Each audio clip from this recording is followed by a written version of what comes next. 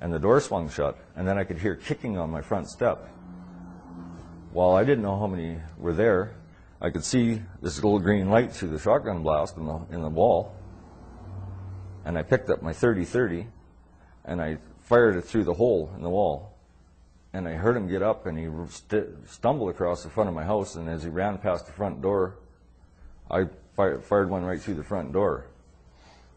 And then he went in behind my wood pile, which is located to the right of my front door, and I could hear himself throw himself against the wall, or against the wood. And I was totally scared. I mean, I couldn't believe this was happening. And I put one right into the wood pile, and then he bounced down the side of the house 3 or 4 times, and he went around behind my cabin, and that's where I was located, in the back of my little cabin. And there's a window back there, and I thought, my God, he's going to try to shoot me through the window. And he bounced down the side of the house, or back of the house, and then I could hear him where his back hit and his head hit. So I stuck the shotgun, I picked the shotgun up and I stuck it to the wall, which I thought was the wall, and I'm standing in pitch black, and I pulled the trigger. Well, I'm reloading it again, because that was my last shell, and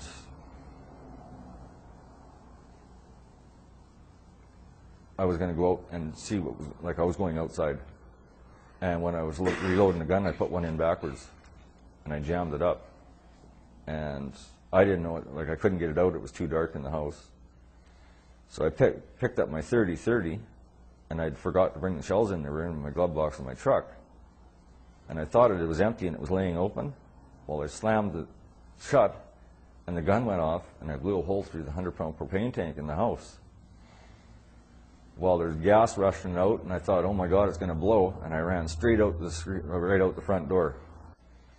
And I just kept running, and I got up on top, away from my house, and I turned around and I tried calling my dog. Well, there was no sound or nothing, and I couldn't quite see behind the back of my house where I thought this cop was dead, because I thought I'd shot him in the back of the head. How did you know it was a cop at that time?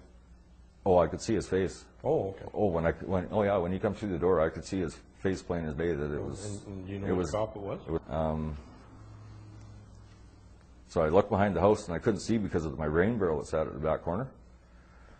And I thought, well, Gerald's got my other guns, or my other gun, my .303 over at the trailer where he was building the house. So I ran in my bare feet, and all I had on was jeans and a shirt.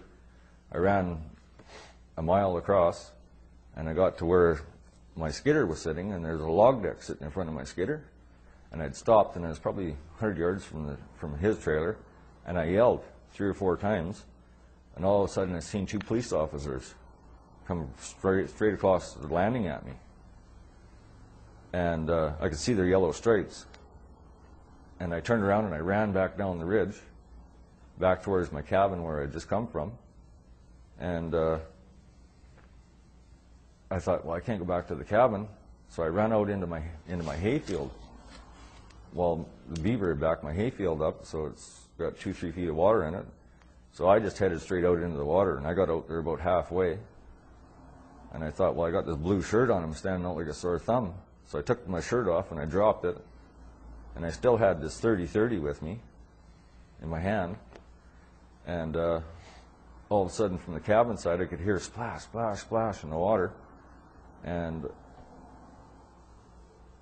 they were getting closer. So I started head away from them, and I went across this beaver dam, and then I headed south along the side of my meadow, where the water wasn't quite so deep. And I got up into the timber, and I couldn't see in the dark. In the timber, it was too dark to see.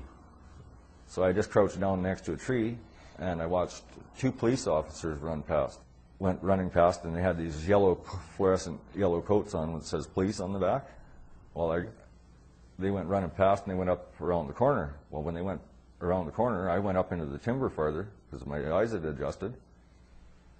And I sat down next to a fir tree, and I leaned my .30-30 against this big fir tree, and I sat down, and I was catching my breath, because I was totally out of breath. And I could hear them go up into the timber about 100, 200 feet away from me, and I could hear them coming back towards me again. So I turned around, and I was on a point of land.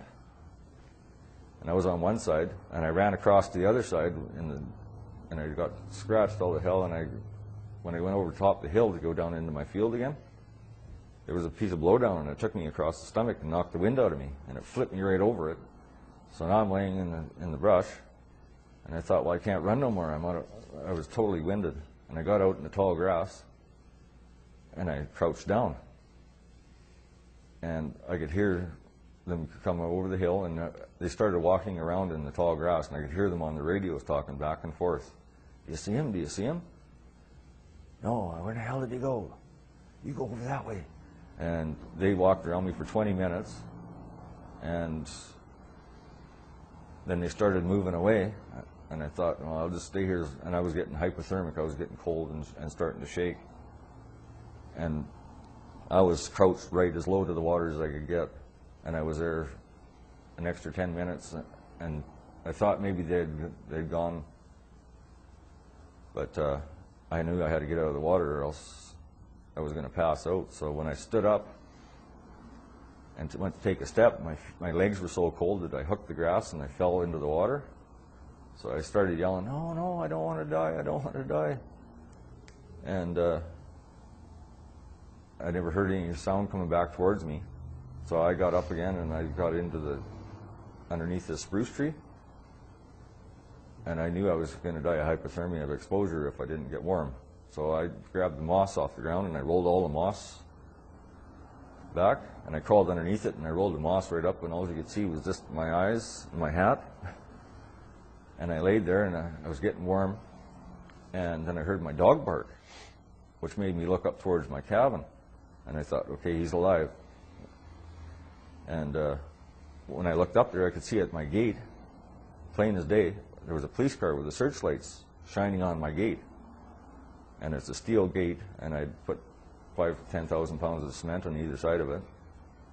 And there was two cops trying to knock my gate down.